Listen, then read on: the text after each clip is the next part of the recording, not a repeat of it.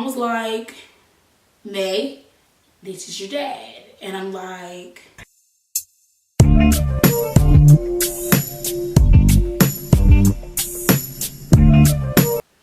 alright.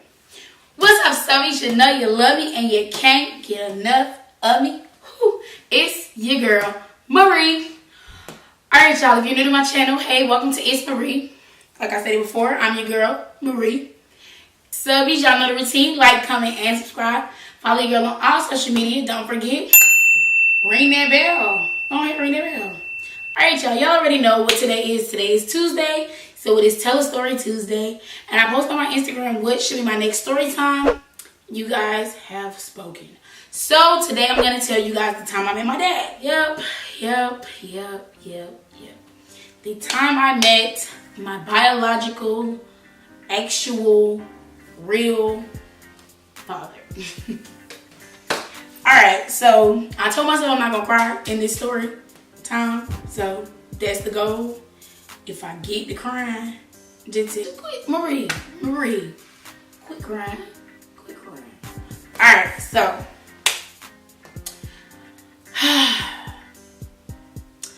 I found out that the man that was raising me growing up wasn't my father. My high school graduation. My mom told me, you know, your father isn't really your father. You're gonna meet your real father for graduation. Huh? Okay. Alright, Mom. I always had a feeling growing up like I didn't belong when it came to my sister and my brother on that side of the family. So I kind of already knew. I just was waiting on my mom to, I guess, acknowledge it and like fully enforce it and like, all right, look, no more BS. You're right. That's not your dad. This is the case. Blase, whoop de whoop. So my mom did that. We had a long speech that night. And of course, no, y'all, he didn't show up at my graduation. I didn't get to meet him. So then my granddad got sick, which at the time he was known to me as my uncle.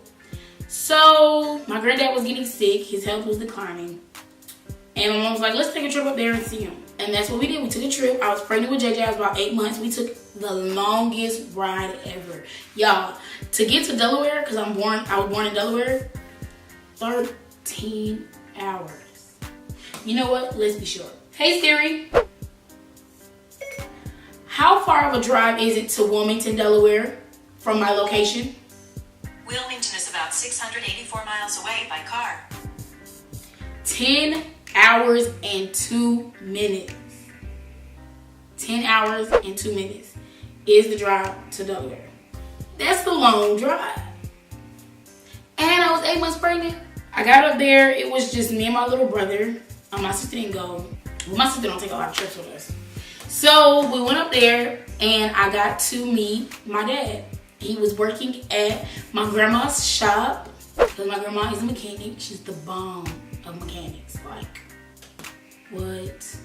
Can take a car apart and put that back together kind of mechanic.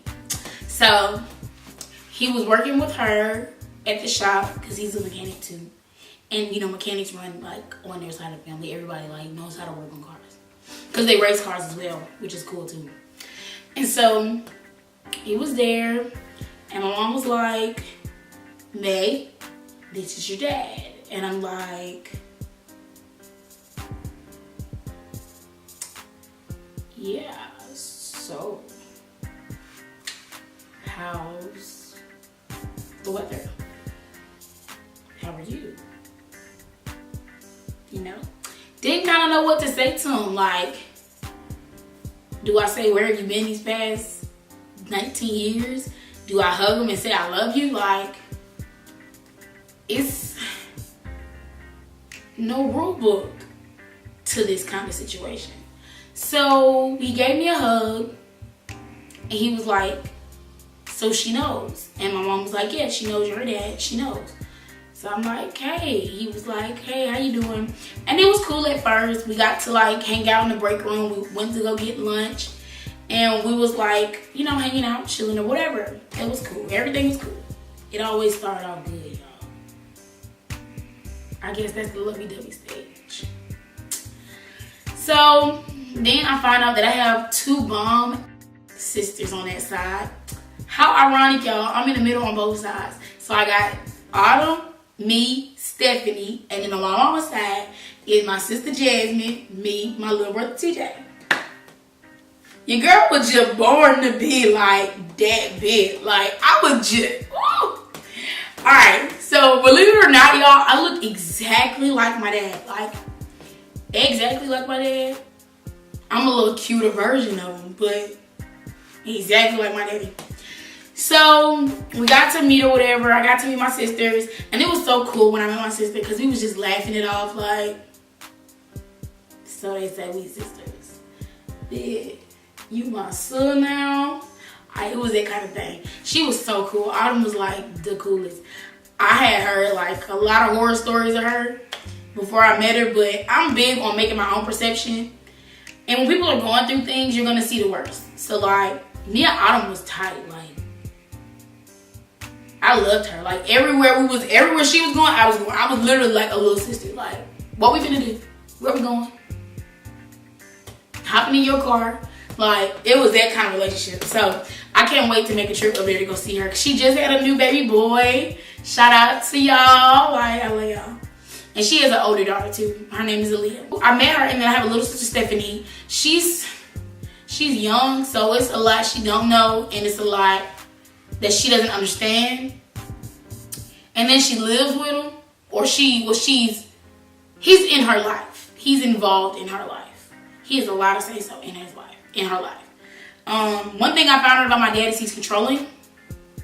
He's very controlling. Like, I'm grown and you don't even know me. Who are you telling what to do?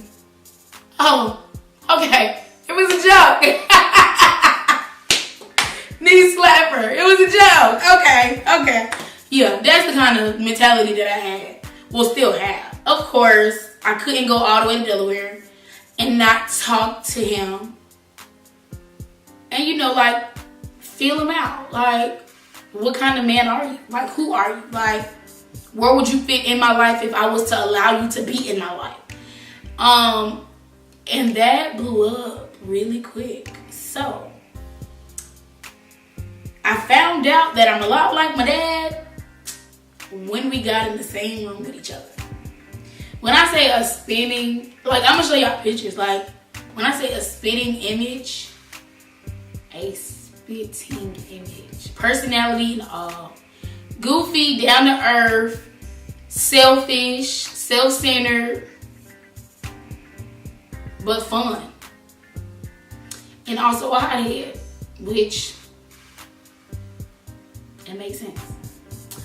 I think the difference between me and my dad is that I only get angry when I'm affected. Or when I'm affected. So if I'm truly hurt, or if I'm like disappointed or betrayed, that's usually when I get angry. Like, that's usually when stuff gets under my skin. And it's usually when I'm ready to fight. Like, what's up? Just shoot me my one. So we talked, and he sold me the fairy tale dream. After this trip, we're going to keep in touch. I'm going to keep up with you. We're going to take trips. I'll probably get you to come back down here with the baby after you had a baby. And I want to meet my grandson. And before his health started declining, because he passed away, I want to say later that year. So, yeah, after the trip, I held him to his word. Like, this is what you said it was going to be. Let's see. I would text him, call him, email, send a letter, flew a bird. Whatever communication you could think of, your girl tried it. So I think my understanding of him became real when I realized that he doesn't want to be involved. I realized that he couldn't control me. He realized that he can give me his opinion, but I'm grown and mature enough to make my own decisions. And if I have a consequence, I'll just deal with it. Like that's how my mom that's how my mom raised me to be.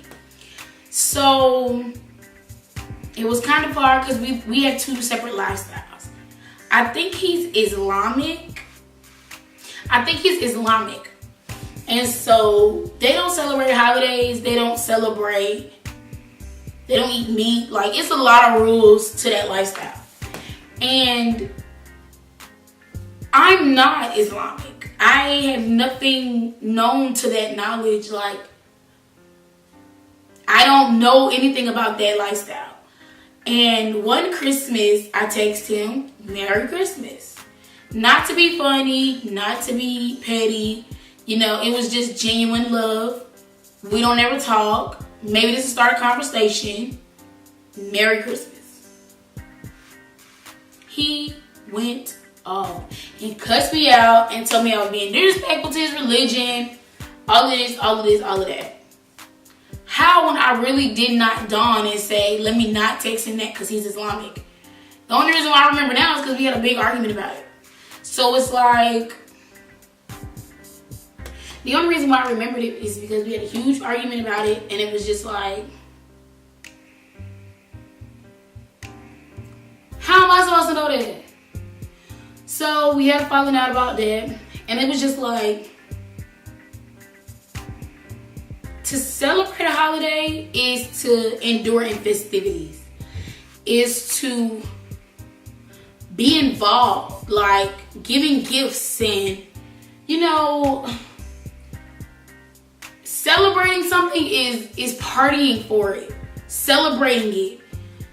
A text message saying happy holidays or Merry Christmas, I don't feel like that's fuel to like go off on somebody. I didn't say I'm having a Halloween party, come to it. I just said Merry Christmas. Just like you could have texted me back a week later and said happy birthday. So he feels like I was being very disrespectful to his religion. And I'm just like, I'm not. I mean, I respect your religion. If that's what you choose to be, that's your life. That's on you. That's between you and your wife.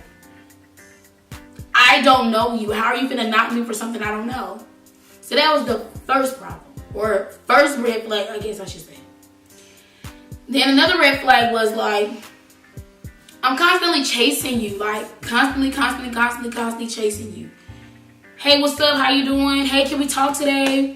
Hey, you know, been thinking about you. How's your wife? How's the girls? Like, constantly looking after you. When do you text me? Hey, baby girl, you was online. Hey, baby girl, I heard you just had the baby. How's the baby?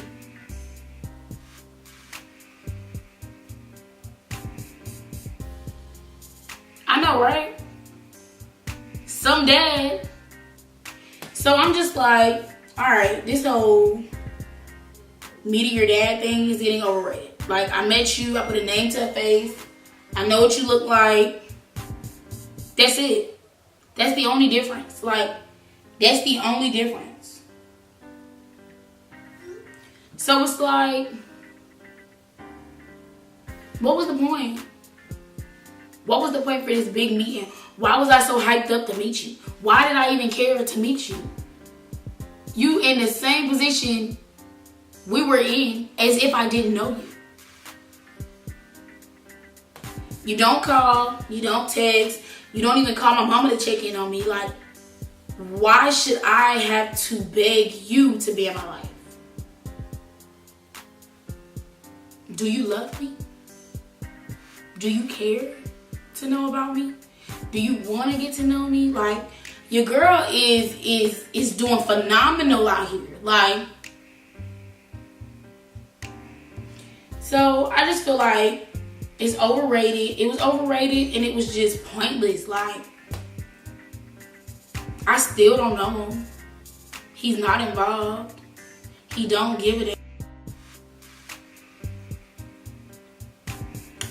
Ain't nothing changed. Yeah, I told myself I'm not gonna get emotional about this. I just want to let you know, if you ever watch this video, I'm done. I'm done begging you to be a dad. I'm done forcing you to care. I'm done forcing you to love me. I'm done. Thank you for showing me how to raise my son to be the man that you have yet to become. Thank you. Your purpose didn't go unnoticed. Thank you for showing me that not knowing you did have a huge effect on my life. I dated a man that's just like you, or a boy that's just like you. Uninvolved, don't care about his child, not there. Always trying to half-ass his way through life. Thanks. Thanks for showing me my flaws.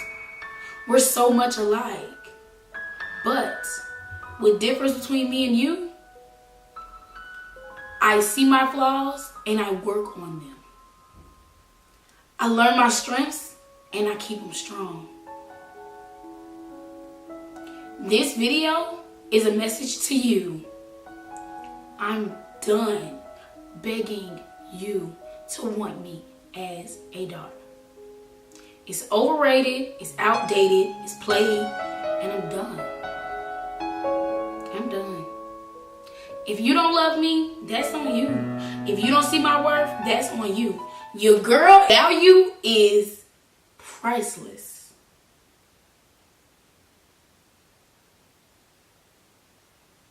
Your loss, not mine. Because I haven't lost any sleep. I haven't lost any stress. My life still continues.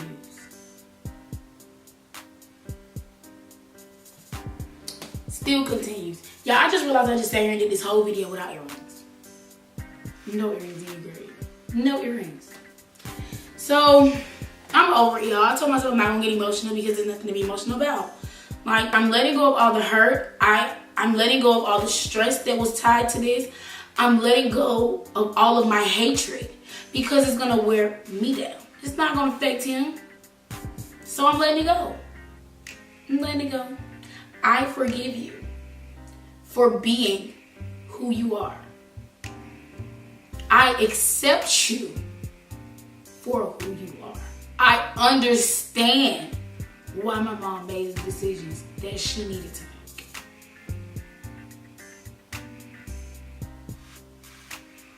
This message is to you, Dad. I will always love you. I will always have that respect of you being my biological father. But anything beyond that, nothing is given. It's not. And my mama didn't raise no fool. So, I said this to say this. I said this to say that. I said that to say this. Your girl's still shining. Your girl's still winning.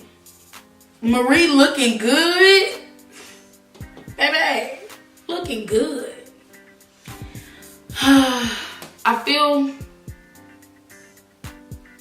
relieved to have this conversation without having a conversation. I really appreciate you doing the things you did. God wouldn't give me something if he didn't know I could handle it. Thank you for teaching me how to deal with somebody not wanting me that's supposed to want me. It happens. I have a man that loves me and gives me the world. So your love really ain't. I ain't missing that. It hurt to know, like, somebody that's supposed to love you and protect you, provide for you, and be that backbone, don't want to do it. It was very mind-boggling. Like, I could not figure out why. Like, why would you not want to be involved? Why would you not want to love me? Like, why? So, I mean, it is what it is. I'm entitled to feel how I want to feel. I'm entitled to express my feelings the way I choose to express them. I'm learning that everybody's not going to be pleased with what you do.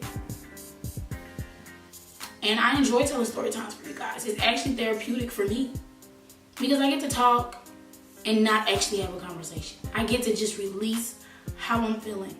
And this was emotional. This was an emotional topic for me. I thought it would have been. But your girl actually did pretty darn good. Ain't dropped not a single tip. No tip. And this mouth ain't got any smaller. So, I'm winning over here. I'm winning. Alright, you guys. I really hope you guys enjoyed this Tell a Story Tuesday, the time I met my dad. The moral of the story, or the lesson of the story, is learn when to let go. If you've done everything you could do in your power to proceed, succeed, and prevent problems from happening, and it still don't work, it's time for you to take a step back and realize it's not you, it's them. I realized that I wanted my dad to just understand that I'm an understanding person. We get it. You made a mistake. You wasn't there half my life. Cool. But I'm going to live so much more. I have so much more growing to do. I have so much more living to do. 50, 60, 70 years old. That he still could have been a part of that. He could have been a part of JJ's life. JJ just turned 3. Never phone call. Nothing. So it's like he could have been involved. He could have made up for lost times. We could have done a lot of stuff. But he doesn't want to own up to the guilt. He doesn't want to own up. He doesn't want to own up to the guilt. He doesn't want to look his problems in the face. He doesn't want to realize he is mad. And I get that. The guilt, the betrayal, all of it, I get it. I get it. You don't want to deal with it. Cool. Cool. But I was willing to put everything to the side because I'm understanding. I get it. I've heard both sides of the story. I get it. You didn't want to take the effort. You didn't want to take the time. You didn't want the relationship. So you missed out because your girl, you missed out. I mean, this is for my father. I will always love you from a distance. We have nothing else to discuss after this video. I forgive you. And I'm moving on with my life. I'm done forcing it. I'm done forcing it. You don't want it, I'll give you what you want. Problem solved. You just gotta learn to accept stuff for what it is. You just gotta accept it for what it is. So, I'm accepting you for being the best you can be. I accept it. I do. But it won't be in my life. But now that the reality is sitting in and I have to accept you for who you are, it sucks. It sucks. It sucks. Because you're not all that. You're not all the hype that I thought you was. But that's my fault for putting you on this pedestal, thinking that you was going to be something great. And you're just a regular person that do stuff and don't want to deal with the consequences. So it is what it is. I really hope you guys enjoyed this Tell a Story Tuesday. It's your girl Marie. You know you love me and you can't get enough of me. Don't forget to like, comment, and subscribe. Follow the girl on all social media and ring that bell. I love y'all and I will see you in my next video. Peace.